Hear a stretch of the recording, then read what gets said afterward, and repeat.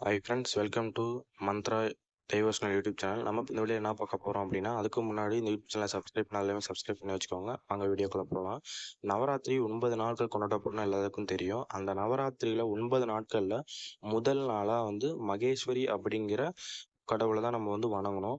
ஒரு விழா பண்டிகை என்றால் அலங்காரம் இல்லாமலோ, நவராத்திரி என்பது மாலை வேளைகளில் அனுசரிக்கப்படும் தெய்வீக கொண்டாட்டம் தான் இது. அந்த தினங்களில் நம்ம விதவிதமான பொம்மைகளை படிகளில் அழகழகாக கொலு வைத்து அந்த அறையை அலங்கரித்து ஊதுபத்தி தசாங்கம் போன்ற ஏற்றி வைத்து தெய்வீக மனம் கமல எல்லாமே இது பண்ணி நம்ம சம்பிரதாயப்படி 9 படிகள் வைப்பது வழக்கம். இடவசதி குறைபாட்டாலோ அத்தனை படிகளிலும் வைக்கக்கூடிய எண்ணிக்கைக்கு பொம்மைகள் இல்லாவிட்டாலோ அவரவர் சௌரியப்படி 7, 5 அல்லது 3 படிகள் கூட அமைத்து விழாவை கொண்டாடலாம். நவராத்திரி பெண்களுக்கான விழா என்றுதான் பாரம்பரியமாக பின்பற்றி வருது. அம்பிகையை நம்மால் நேரில் தரிசிக்க இயலாது என்பதால் இந்த நவராத்திரி குழுவை பார்க்க வரும் பெண்களை அம்பிகையாக பாவித்து அவர்களுக்கு சுண்டல் போன்ற பிரசாதங்களை வழங்குவாங்க. வயது வித்தியாசம் பார்க்காமல் ஏற்றத்தாழ்வு பார்க்காமல் அனைவரையும் சமமாக நடத்தும் சமுதாய நல்லிணக்கம் இது என்று நாம் பெருமையாக சொல்லிக் கொள்ளலாம். நவராத்திரி என்பதால் பொதுவாக 9 நாட்களும் மாலை 6 மணி முதல் இரவு 8 மணி வரை விழாவை மேற்கொள்வது வழக்கமாக இருக்கு. முதல் நாளன்று மகேஸ்வரி என்ற தெய்வத்தை வணங்கப்படும். பராசக்தியின் அந்த கடவுளை தான் நம்ம பார்க்க போகிறோம். அதாவது ஆதிபராசக்தியான துர்க்கையை பொதுவாக பார்வதியோடு ஐக்கியப்படுத்தி சொல்லலாம்.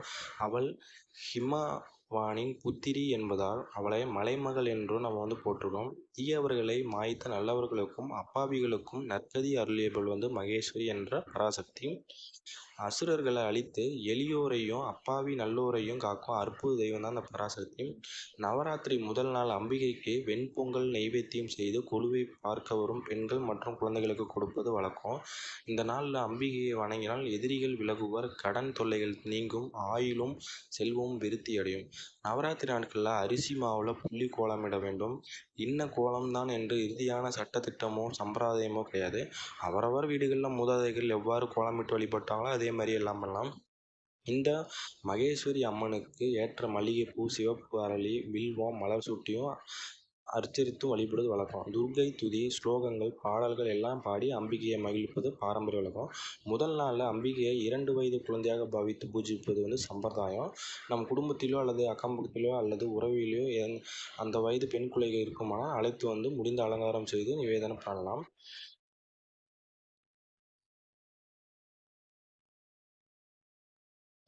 மகேஸ்வரியாக வந்த அம்பிகை மது, கைடபர் ஆகிய 2 அர்ச்சகர்களையும் அளித்ததற்கு நன்றி தெரிவிக்கும் வகையில் நவராத்திரியின் இந்த முதல் நாள் அமைது. அதாவது அவர்களை அம்பிகை நேரடியாக தாக்கி அழிக்கவில்லை என்றாலும் அவ்வாறு அவர்களை வதம் செய்வதற்கு மகாவிஷ்ணுவிற்கும் தன் பூரண சக்தியை நல்கியவள் சாமுண்டி தான்.